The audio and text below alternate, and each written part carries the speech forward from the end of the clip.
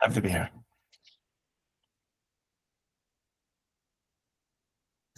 And so actually Diarmuid's based today though in just outside of London, if I'm not mistaken still. Whereabouts are you today, Diarmuid? Today I'm in Dublin. Okay, you are in Dublin. Okay, great. I'm in Ireland. I'm visiting family at the moment, so I'm in my brother's house, which is like the family home in Dublin. Oh, nice. Moloney Central, yeah. Normally I'm just outside London, although I've moved to the south coast, so I'm now down near Chichester. Oh, okay. Hence the color of my face. Normally I'd be a nice kind of white Irish, kind of almost transparent skin. Nice. It's actually so here in Toronto, it's actually been incredibly warm over the last few days, borderline summer, which as somebody who doesn't necessarily have the hair for the summer, I'm a little concerned about how quickly and how hot it might get. And I wonder if New York would be the same too. It is getting hot. Yeah. Everyone will just give another couple of minutes for people to join in, but we'll start in like about 2 minutes. Okay, cool. Right.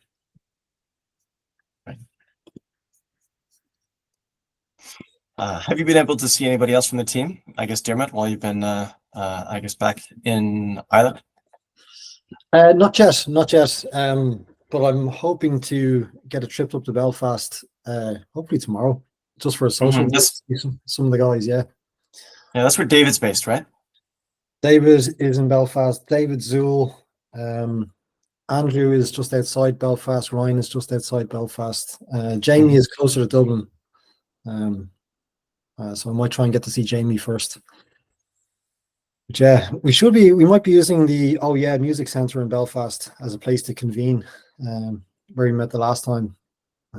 Yeah, because I think that it's good to work remotely, but now and then, particularly when you're doing creative things, it's good to sit in the same room and just let things bounce. Yeah, I agree.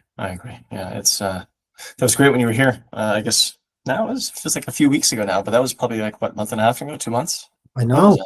That was the end of February. So that's 2 months. But we got a lot done just in that 1 week. Mm-hmm. And that Mandarin visit, we had an epic lunch. We had all the buffet. Yeah. Man, I rolled out of that place ready for sleep at lunchtime. Roy, I've never seen somebody eat like, wow. I was sitting beside you. I learned a thing or two about how to get through a buffet. I mean, I figure if you're gonna have an all you can eat, might as well eat all you can. So yeah, I mean, that's what it is. That's what it's called, right? That's what you're there for. Plus the sweets were amazing. Yeah. Oh yeah, you had the Nanaimo bar. That was the first time. Yeah. Yeah. Loved it. A delicacy. Right. I think we can begin now. So thank you everyone for joining us today. My name is Chirag Patel. I am the membership manager at A2IM. We are the trade association for the independent labels in the States. Currently, we represent 550 labels and 200 odd associate members. So those are companies such as LyricFind, who work with the indie sector to provide them with essential partnerships and also provide them with support and make sure that the independents stay as strong and robust as possible. And thank you so much, Roy and Diarmuid, for taking the time today to cover a really interesting and important topic, which is optimizing revenue through videos. As I think everyone might be aware at this point, everyone is trying to establish themselves out of the norm and making sure that their fans connect with them in a certain way, which is very authentic to them and their art as well. So really important topic, really interesting topic. And yeah, we can just go from there. I'll hand it over to Roy and Diarmuid. Thanks again for taking the time. Wonderful. Thank you. Thank you for the wonderful introduction. Yes, we're happy to be here. And everyone, my name is Roy Hennig. I am the SVP of Sales here at LyricFind. And today we're going to do something a little bit different. This is going to be more like a fireside chat type of conversation where Diarmuid and I are just going to be sort of going back and forth and chatting a little bit about this topic, this discussion, and Rotor videos and what we're doing today. So without further ado, Diarmuid, I'd love to hear a little bit more about you and sort of how we came together. Yeah, sure. Thanks, Roy. Good to be here. Hopefully we can be of use in this long distance digital fireside chat. Yeah. So I guess maybe if I give you a quick background to how Rotor began and just the kind of whistle stop tour of how we became part of LyricFind and what that means. Right. So my name's Diarmuid. I'm the founder of Rotor.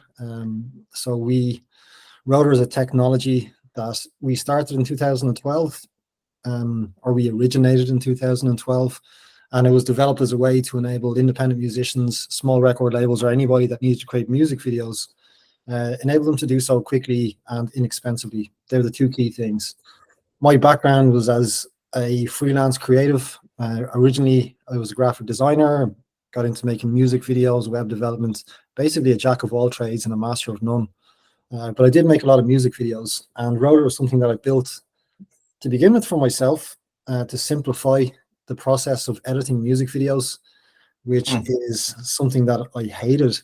I loved the results, but I mean, listening to the same 5-10 seconds of music over and over and over again while you're trying to get a cut just right, or trying to line things to the beat, just soul destroying. So Rotor was actually something that I created out of laziness, so I wouldn't have to do that, because I knew that I was doing the same thing over and over again. It's like, and I'd gotten into signal processing and computer programming and a little bit of algorithms. So I was like, I could actually develop something here that did this for me just by analyzing audio signals. And that's kind of where Rotor began. And it was just full-length music videos to begin with, because that's what people wanted at the time. You know, it was full-length music videos for YouTube, for independent musicians, and that was it. Yeah, 10 years ago, I mean, that was, YouTube. I can't remember off the top of my head if there was Facebook video, really, much. I mean, I'm sure there must have been something, but I don't remember there being that much back then outside of YouTube. Like, you could upload your own posts to your own page. I think it wasn't, but there was no real video. Wasn't a big thing on Facebook, and there definitely wasn't a video feed. YouTube was where the videos were. That's where everybody were putting videos at that time. The lyric videos weren't even a thing then at that point. I think lyric videos were still the UGC ones that you used to see, the blue background and the Comic Sans text. Sure. But that all started to change quite quickly. And in some ways it worked for us, because full-length music videos are a very hard thing to produce, because there's a lot going on over the course of 3, 4, 5 minutes, whatever it is. Tackling that and working backwards was easier. But one of the key things that we discovered along the way was the problem around creating music videos and video content as a whole wasn't just there for independent musicians and small labels.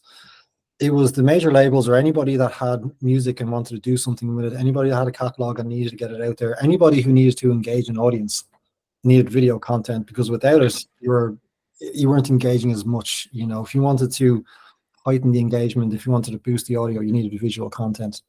And we got an email from Sony Music in the early days of Rotor, which we thought was a scam. We thought somebody was just phishing. We got this email saying, "Hey, this is Sony. We need your bank details so we can send you some money." And we were just laughing, going, we couldn't figure out what they would do with our bank details, but we just didn't want to send them. We kind of just ignored it. And then we got another email saying, "Hey, this is Sony. We can't pay with a credit card because we're part of our department. We've got a budget. It has to go through our payment system, blah, blah, blah." And we realized, okay, this is Sony. And we got onto them and discovered that they were trying to make videos for catalog. Very particularly at that time, it was Bonnie Tyler's Total Eclipse of the Heart.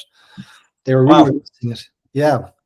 All they did was they took the existing video and track, put it into Rotor, which added new visual effects on top, published it on the Bonnie Tyler official artist channel, and it's now got like 190 million views.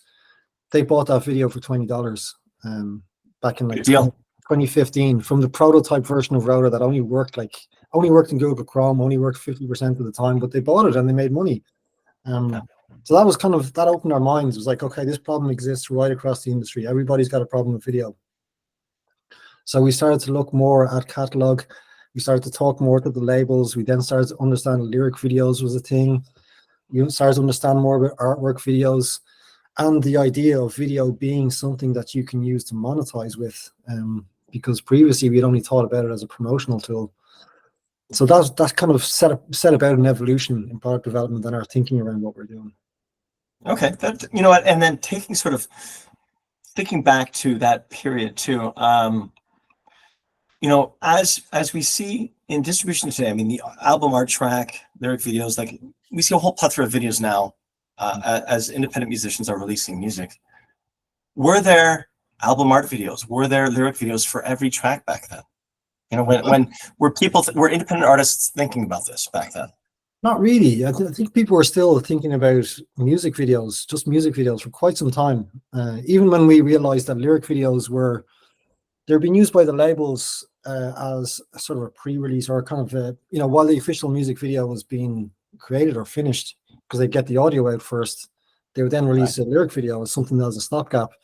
And we started to see that they were getting more views than the official music videos, but the artists didn't seem to be aware of this. And they weren't thinking about video in those terms. It was later on, particularly as YouTube came up with YouTube Music and the idea of the art tracks, which is kind of the artwork videos. And if you don't create your own one, YouTube will auto-generate one, which doesn't monetize at the higher rate and doesn't sit on your channel and all those things. But you and I both know, Roy, from the industry level, we get all this information. It takes a long time for that to filter down to the artists and to actually understand what they need to do. Just part of the problem is making sure people know, like, there's tools out here to help you do the things that you don't even know you need to do yet. But I feel, that's changed. That was back then. I think people are a lot more aware now. There's a lot more information out there. People are able to manage, kind of self-manage themselves as artists without combining a whole bunch of tools. So hopefully that's changing and the information is getting to the artists what they needed. But we see now this, as in this year and the last year, that people are really, really struggling around video. They know, because the streaming services are demanding them now. Social channels are demanding them. You have to have videos so frequently. So we've now got it, but back then people just weren't aware. I mean, what do you think happened? I mean, what changed, do you think, over the last X amount of years? I mean, even since, just before COVID. I mean, there has been definitely a huge surge of new video and content. I mean, there always has, I guess, but it just seems like there's a hyper want and desire for this type of content and a variety of it now. I think a whole bunch of things have changed. I mean, there's a realization, if you're talking about from the large level, the label level, or people are looking to monetize, there was a realization that you can make money from video and that you can get an ROI, particularly if you can generate it at a cost-effective rate. There was also the pressure from the destinations themselves to have video content. I mean, Spotify is the obvious one. Spotify Canvas videos, if you've got a Canvas video, they say you get 3 times the engagement versus not having one. Why wouldn't you do that to elevate your music? A lot of the destinations that have video feeds, and if you don't have video, you're not in the video feeds, you're not going to be seen, you're not getting first and foremost. Those types of things, I think, have kind of pressured people into having to make video content. Because I think if people could get away with not making this, they would. This is where we come in. You've got those pressures now for all these different destinations, and it's suddenly like, okay, you've got now TikTok added into the list, and Apple Album Motion, so Apple's going to have their own video format. All of these things is like just more and more pressure. It's like, how do we create all this stuff at scale? And so people are actually actively out there looking for stuff to assist them, as opposed to just waiting to be told what they need to do. I think that's been a shift too. No, I agree. I feel like it's the again, video, all things video everywhere, yes, but also the TikTok effect, right? And it does make me think about the Spotify Canvas video, which does add sort of width and depth and weight to video on the service too. And actually, I'd love to learn a little bit more about your history with the Canvas video and Rotor. That's something that I know we actively push out now, but how long have you been thinking about that for? We've been thinking about the Canvas video we were talking to Spotify for, I think it was since 2017, 2018. Wow. We were talking to Spotify about, creating their own video format and working with them to do so. And for the longest time, they were like, we're not interested in video. We're an audio-only platform. We're an audio-only platform. We're an audio-only platform, repeatedly. And then just suddenly out of nowhere, they're like, oh, we're going to actually do this Canvas thing. Now we're into video. So we were thinking about it quite early on, and we were very early in the discussions with them about what they were doing on the video side of things. So I think we reacted quite quickly when they came out with it. And I believe we may still be the only dedicated tool for creating Spotify Canvas videos out there, perhaps. I'm not sure if other tools have included something, but we definitely were the first to market with a dedicated tool for making Spotify Canvas. And it was a similar thing with Apple, just by talking to these guys, because we're always poking at what's coming next. We spend our days, our whole day thinking about video, and where people are going to want it and where they want to create it. So we could see a lot of this stuff coming. We had, you could see the evolution across all of the streaming services, and it was actually a lot of the ones in India and Asia that were doing this first. By show, yeah. Yeah, and there was like Shorties, I think, was on one of the Indian streaming services, might have been JioSavan. Sure. So these guys were doing their own native video formats first, and it was like, this is going to come over to all the major streaming services. But just by poking around and looking at these things and questioning what's coming next and talking to all of the destinations, we managed to kind of keep an eye on what's coming down the line, and that gives us a little bit of an edge.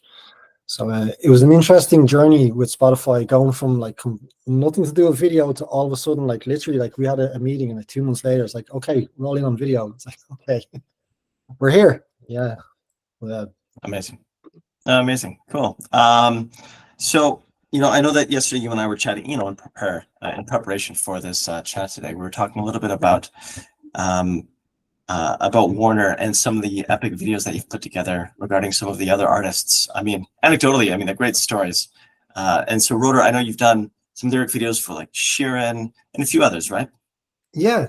So that's actually, that whole project was really, really interesting that we did with Warner, and I can openly talk about it now because it's public knowledge, right? And it's out there. We were approaching a lot of the labels to say, look, we've got this thing that can make video content at scale very, very, very quickly, very cost effective. Like we can literally generate thousands of videos at the same time if you want to. And we were starting to build our lyric video technology, which we knew they were all very keen on. Warner were the first to jump in with us and started a project where they wanted to create a YouTube channel that looked like UGC. So they didn't want it to look like an official Warner YouTube channel. It's like, this it's got to be look like it's user-generated content. Some fan has made this. And the reason being is those UGC lyric video sites were getting huge amounts of engagement on release day. So when new tracks were going out, there's guys literally sitting up at midnight on Thursday waiting for a track to be released, and then there's this race to like rip it down, get the lyrics, time them out, get a lyric video, and get it up on their channel. So Warner wanted to jump in on that and take some of that audience, which they did quite effectively. And the way it worked was they could obviously, on the stroke of midnight, have the video going out at the same time as the audio onto this UGC-looking lyric video channel, where the videos from a creative point of view were actually very, very basic. We came up with some visual concepts for them that were really kind of quite involved, quite compelling, lots of kind of cool stuff happening, lots of animation. But the data showed that the audience engaged more with videos that were much easier to read. And it was kind of like a karaoke effect. They didn't want all this kind of whiz bang. They just wanted to be able to read the lyrics in time to the music, and that was it. So they were super, super simple videos.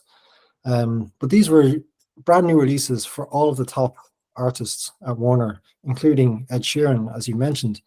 And if we're getting that out onto our channel, and you would see the comments from these other UGC channels going, how did you guys get this stuff out so quick? But getting stuff like, the latest Ed Sheeran album sent to us before it's released, it was a major seal of approval for us, because this was like, Ed Sheeran's Warner's cash cow, it's like he's mega. So it's like, this is a prized asset that they're sending across to our team in Belfast. Pre-release, there was code words, by the way, so it's like you don't know the name of the artist or the album. It's all code words, but then you play the track and you're like, that's Ed Sheeran, So we did the whole album. We did lyric videos for that whole album, and then got them back. And because of the security around that, I think we got the whole album on the day that the tracks, all the videos were to be released. So we only had like a matter of hours to get lyric videos done, approved, tested, ready, bag tagged to go by midnight, which we did. I think across the course of about 2 years, we were never late once for delivering a video, because we could do them so fast. But that was a major. Actually, it's funny you brought that up. It was the Great Escape last week, right, in Brighton. Yep. We were at the Great Escape when we were making those videos for Ed Sheeran. And we had a couple of guys in Belfast, and then myself in between conference events, running back to the hotel room and just hitting the buttons on Rotor to make a video and send it off. Interesting times. But that whole project did so well. In terms of ROI, I don't know if I can give the exact numbers, but the actual, in terms of what was spent versus revenue, but the ROI was, I mean, in the multiple hundreds of percent. So Warner spent in the tens of thousands on video creation and got back in hundreds of thousands revenue on YouTube, just by creating that channel, because it was so inexpensive to create the videos, and we could do it at such volume that we just kept feeding the algorithm, and that those channels built up to like many thousands of subscribers, and it worked well, which then transcribed into other work like Sam Smith. You know, we got to do like all that stuff we did for Ed Sheeran was meant to look like UGC, but we also got to work on a Sam Smith lyric video, which was an official lyric video that he did with Tiva Savage. So Rotor actually made the official lyric video for that track and was featured in the New York Times, funnily enough, without mention of the fact that it was AI generated, you know, or auto generated. It was just like, here's the official video, which I thought was quite cool. That's an amazing sort of pedigree of the product. And so maybe that's a perfect segue into where are we at today? I mean, so Rotor was designed for, you know, with the independent artist top of mind, right? Yeah. Like, you know, it produces gorgeous, you know, AI enabled slick videos on the fly, right? You can bring your own art, you can use our custom and some of it unique stock, you know, video and images to sort of build out these videos on the fly. But I'd love to hear a little bit more about that today. I mean, what does that look like today for the artist coming in, looking to push out, say, their new album? I mean, are they going directly or are they going through one of our distributor partners? So, well, you can do both. So we've got, you know, rotorvideos.com, where you can come and just make videos one by one yourself. So if you're an artist or a small label or a manager or content marketing person, whatever it might be, you can go to the website and make videos one after the other, as and when you please. It's do it yourself, pay as you go. Or, you know, you can work with your distributor, and more we're embedding our technologies into the distribution processes, because I believe that artists these days and labels, they have so many tools that they're already using to manage their day-to-day business or promoting themselves, whatever. Adding yet another tool to their arsenal, I feel, is problematic, because, you know, simple and intuitive as we like to believe Rotor is, it's still yet another tool that you've got to use. So putting that technology and those tools into the tools that you're already engaged with, I think makes more sense. Am I allowed to talk about the integration with our latest distribution partner, so CD Baby? The one that's live? Yep. Yeah. We now have, the Rotor tech is built into CD Baby, whereby as you go through the distribution process in CD Baby, in the dashboard, you have the options to create video content. And right now you can make a Spotify Canvas video for your track. So you're distributing your music, make a Spotify Canvas video, and then through Spotify for Artists, upload your Canvas and you're done. Which I think is much more beneficial to the artist than having to come to us and make videos one after the other. But people can do that, and a lot of people still do. And if they're happy to, that's fine. But the way we see it is, like, you know, there's differences between video content that I believe you still need to spend a lot of money on, and video content that you shouldn't spend a lot of time or money on. And you could broadly define that as like official video content, or, you know, kind of high production video content, where you've got a story or a narrative or a message or something specific you want to get across, versus a Spotify Canvas video, which to me is like, you don't want to spend a lot of time making a Spotify Canvas video. You don't want to spend a lot of time making an Apple album motion video. You know, YouTube shorts, Instagram stories, all of this stuff, you don't need to spend a lot of time and money on that, because that's all going to eat into your ROI. So like, bringing down the cost, bringing down the time, I think is what makes sense. So we really want to do that, and we want to make it as automated as possible, but make sure that people have the creative choices to put their stamp of approval or to put their own spin on the video that they want to create. So it's all of those kind of everyday pieces of video content that you now require just to engage your audience, or just to get into the main feed on the destination. We think we can tackle that and make it very inexpensive to make all of that stuff in the tools already being used by the artists. Amazing. No, I love that. And I'm really happy that we're working together. Absolutely, yeah. Well, it just amplifies things, right? Because for us, it's like we're trying to get to the people that have music in their hands and they're trying to do stuff with it. You know, you guys have been talking and partnering and working with these people for a long time. And also, you know, LyricFind's got that good reputation. Similar to us, like we were never late delivering a video on release day. We never had, you know, any of the label customers complain about any content. LyricFind has a similar reputation. So bringing kind of what we do from the video side and the relationships and the, you know, the reputation that you guys have is very, very exciting, you know. And also you guys have been working on video stuff too. So there's like sneakily doing stuff behind the scenes, which we're very impressed with. So I'm definitely excited about us working together. You know, I think we can do some interesting stuff, and most importantly, carry that spirit of how can we help? How can we make life easier? You know, be genuine about what we're doing. Yeah, no, I agree. And you know, it's funny. I was just thinking, you and I first met.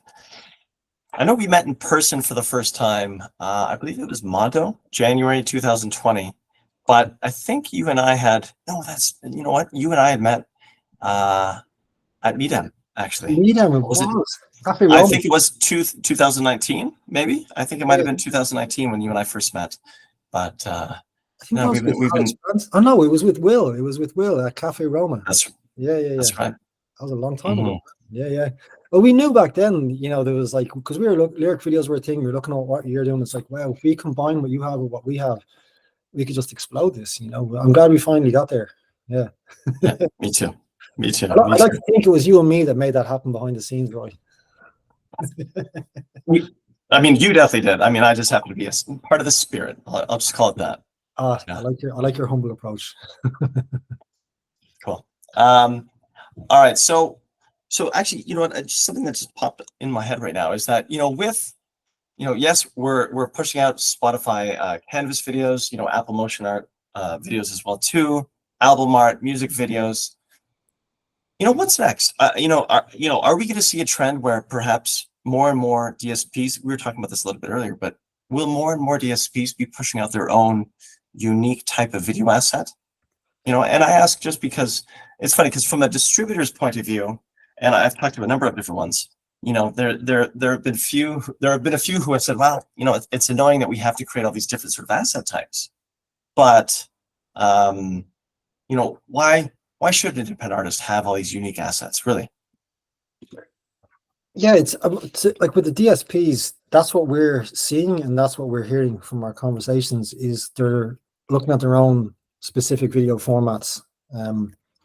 You know, the Spotify Canvas, I think, I don't know if that's helped convince. I think they're all looking at video anyway, but that boost in engagement that users get, and plus the ability to monetize their own video, they're all looking at their own native formats. All the ones we're talking to, which is, it's good news for us in a way, because it means there's more video types that need to be created. But the problem is, how do we make that still as easy and cost effective for the user? I think it's going to continue. All the major streaming services are looking at it, and it looks like Spotify is pushing more and more. It's becoming like a YouTube Lite in a way.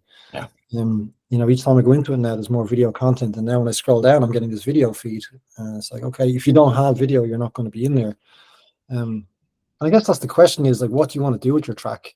You know, if you've got audio to release, do you need to have it on Spotify? If that's not your goal, then maybe you're not so concerned. But, you know, if you've got an audience that you want to reach, I guess you have to be everywhere, you know, and if you want to reach them in a meaningful way, or, you know, amplify that engagement as much as possible, you're going to need to have video content. The big ones are TikTok and Instagram, which to me are looking more and more similar, particularly in the ways they start to monetize video content. But if you don't have video, like if you don't have stuff on your stories or whatever, you're missing out. You know, you're just not going to engage that audience. And we can help with creating that content. The question becomes then, how do you go from engaging and building an audience to monetizing that audience, or getting to do whatever it is you want them to do, buy tickets, buy merch, whatever. But at least we can help with that first part. Let's make it super simple to create all this stuff.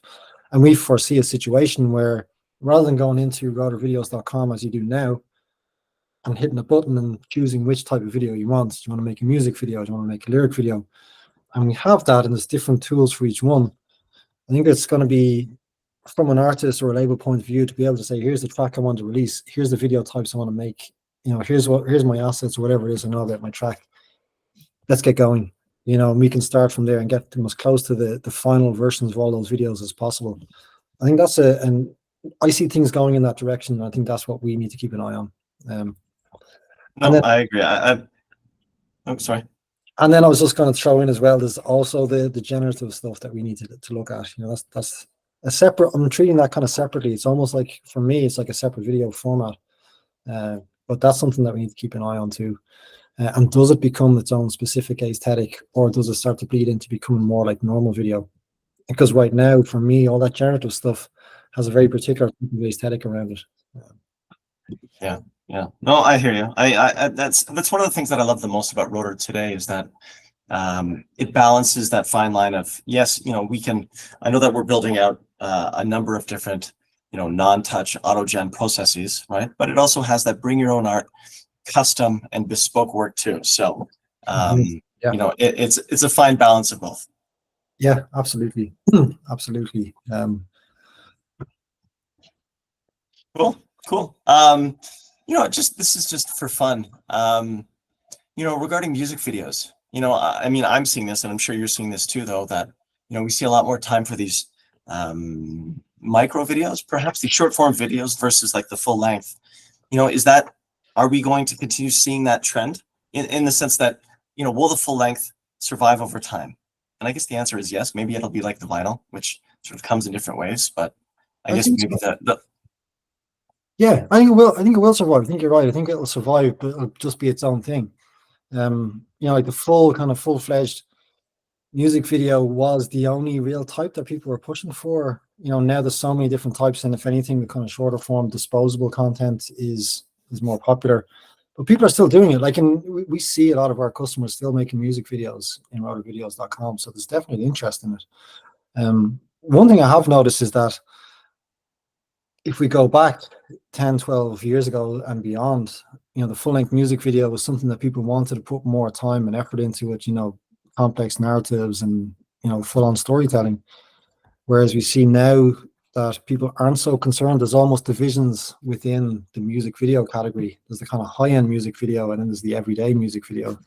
Like, we just want something that's a nice visual accompaniment to our track right the way throughout. We don't want to go fully overboard. And I think that's where we come in to a degree. But I think all of these other types of video are just going to become their own thing, much like you have with, like synthesizers didn't take over pianos. It's like, people still play piano, people still play acoustic. Electronic music didn't take over acoustic music. It just becomes its own thing. I think that's the way to go. No, great analogy. That's a good point. All right, I got a question for fun. In the world of the Apple Vision Pro, for example, how do you see the way that we sort of consume music changing when perhaps it's only a matter of time before we're all slapping in a little thing into our eye and some sort of implant, perhaps, and we have access to everything everywhere, right? Like, we don't have to be limited to a screen anymore, period. Yeah, it's going to be, there's so many questions. And I think this is why there's a lot of opportunities in, like, we work predominantly with video, but just visual content. There's so much happening in terms of the devices we're using, the formats. Again, to use the previous analogy, I don't think video is going to go away.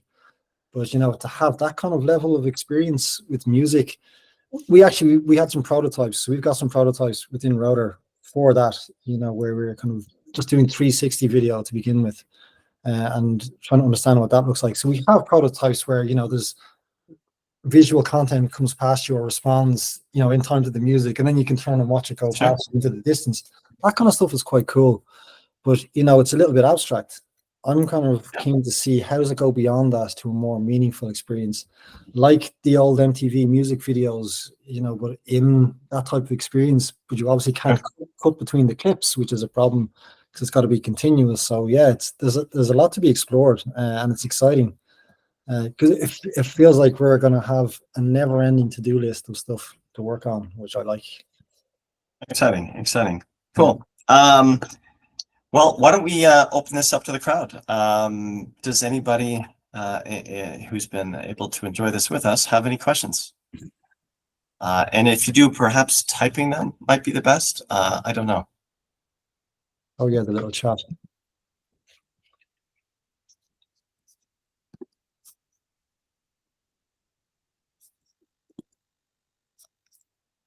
And Robert, thank you for all the notes that you've been posting online there. All right, here we go. Do you plan, Heather has written, do you plan to provide other distribution partners like you have for CD Baby? Absolutely. So we're working on a number right now, integrating a few as well. Please stay tuned. We look forward to announcing more and more of these integrations as soon as we can and are available to. And we look forward to making it sort of ubiquitous everywhere.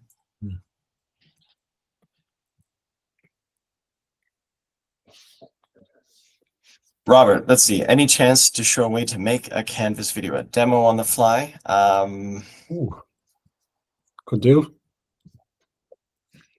That's something. Tell you what, why don't we, the answer is absolutely. But why don't you ping perhaps Diarmuid or myself, and we'd love to set that up with you afterwards.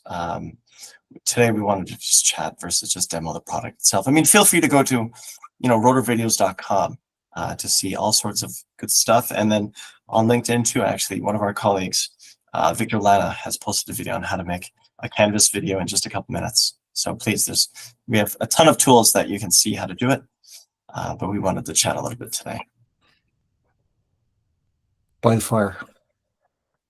By the fire. By the fire, yeah, of course. I feel like I should have a whiskey in my hand. I like that, right? Nice. In the meantime, I think this has been great. Greg, thank you for having us. We love to be a part of this these indie discussions, and we're really excited about A2IM's Indie Week in just a couple of weeks in New York. I'll be there myself, including a number of us from the office, and we're really looking forward to seeing everybody again. Thank you so much, Roy. Thank you so much, Diarmuid, for taking the time and speaking to our members. And yes, looking forward to Indie Week as well. If any of the attendees wants to come to Indie Week, please go to a2imindieweek.org and you can buy the badges there. If you are interested in joining A2IM, you can just email us at membership@a2im.org. And thank you so much for your time today, and anyone who has not been able to attend this right now, we'll be circulating the video after the fact as well. So looking forward to all, and thank you so much. Have a good day. Thanks for having us. And hey, feel free to sign up on Rotor Videos if you haven't already, or be in touch. And we'd love to set you up, especially for all the members here. Or if you have questions, you can email help@rotorvideos.com and we'll pick it up from there. Awesome. We'll also include these emails in the email that we send to all of the registrants. So you'll receive all of the information shortly. Cool. Thanks, Greg. Thank you. Thanks, all right. Have a good one, everyone. Thanks, Diarmuid. Thank you. Have a great day. Bye, guys. Thank you. Thanks, guys.